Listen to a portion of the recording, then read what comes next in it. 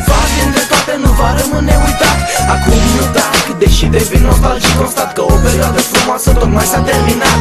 În tot ce o să fac, nu o să uit nimic de fapt. Niciun faz dintre toate nu va rămâne uitat.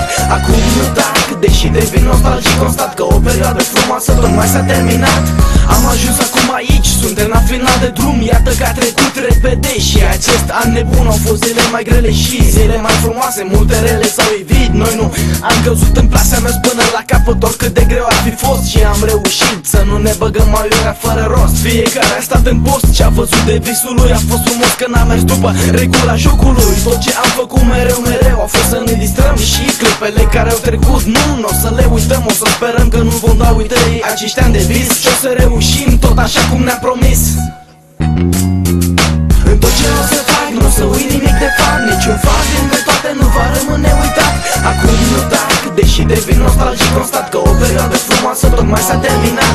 În tot ce o să fac, nu o să uit nimic de fapt. Niciun faz dintre toate nu va rămâne uitat. Acum nu tac, deși devin nostalgic, constat că o perioadă frumoasă tocmai s-a terminat. Uite așa, trec pe lângă noi 8 ani. Ne-am bucurat și am sărbătorit când am avut bani. Ne-am simțit bine și nimic, n-am fost depresos că fără noi dădea faliment magazinul de jos, absențe de la ore. Bă, n-am alte ai temă. N-am dat merge când a fost asta o problemă. Și ce schemă, stai să vezi ce o să fac. Cum apare scutirea asta, zici că o scot din sac.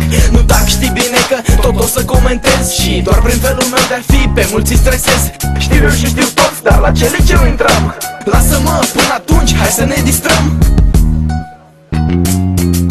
În tot ce o să fac, nu o să uit nimic de fapt. Niciun faz dintre toate nu va rămâne uitat.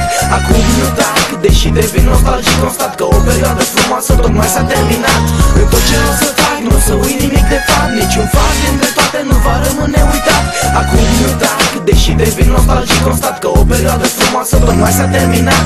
În tot ce o să fac, nu o să uit nimic de fapt. Niciun faz dintre toate nu va rămâne uitat. Acum nu tac, deși devin nostalgic, constat că o perioadă frumoasă tocmai s-a terminat. S-a terminat, yeah. Promoția 2008, să se știe, din școala 195, clasa 8-a. Și hai să ieșim așa că e frumos, mai băgăm o dată? Nu, las așa. Hai, v-am pupat, v-am multă, la revedere.